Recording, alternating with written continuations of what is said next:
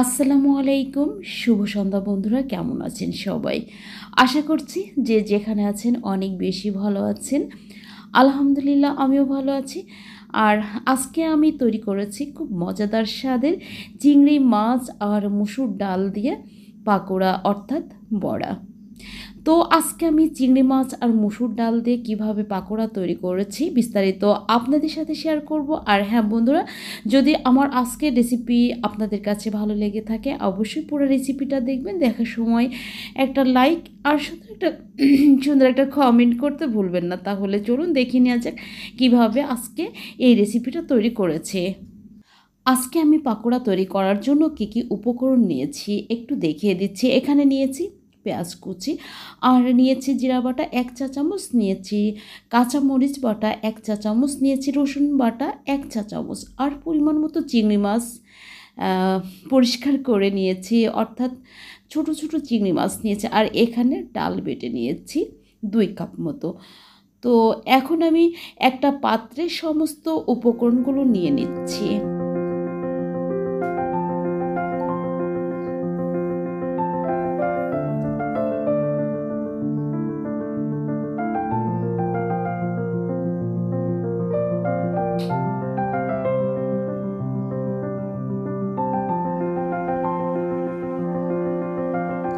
এবার দিয়ে দিচ্ছি লবণ আর হলুদ 1 চা চামচ করে।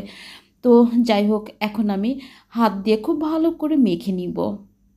তো মেখে নেওয়া হয়ে গিয়েছে। এবার আমি চুলায় দিয়ে দিয়েছি একটা ফ্রাই প্যান, আর দিয়ে দিলাম সয়াবিন তেল। তেল গরম হয়ে গিয়েছে, এবার আমি পাকোড়াগুলো দিয়ে দিচ্ছি। খুব সাবধানে দিতে হবে, নইলে কিন্তু হাত পুড়ে যাবে। আমার যেটা হয়েছে, হাত পুড়ে গিয়েছে।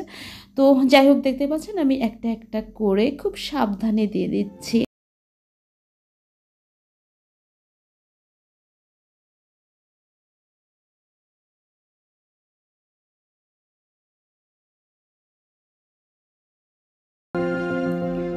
আমার মনে হচ্ছে এ পিঠটা হয়ে গিয়েছে, এবার আমি উল্টে দিচ্ছি। হ্যাঁ, হয়ে গিয়েছে। এবার আমি একটা একটা করে উল্টে দিব।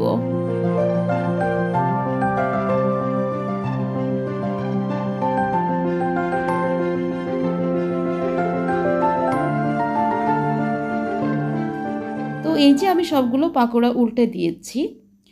আর এটা লো হিটে ভেজে নিলেই ভালো হয়, একটু মুচমুচে একটা ভাব চলে আসে। তো যাই হোক বন্ধুরা, আমি পাকোড়াগুলো খুব ভালো করে ভেজে নিয়েছি।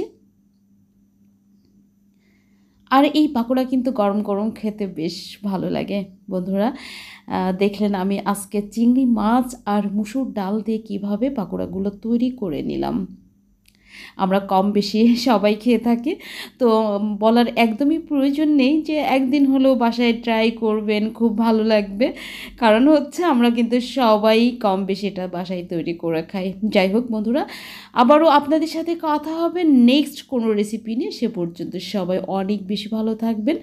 আজকের মতো বিদায় নিচ্ছি আমি, নিম্নি। খোদা হাফেজ।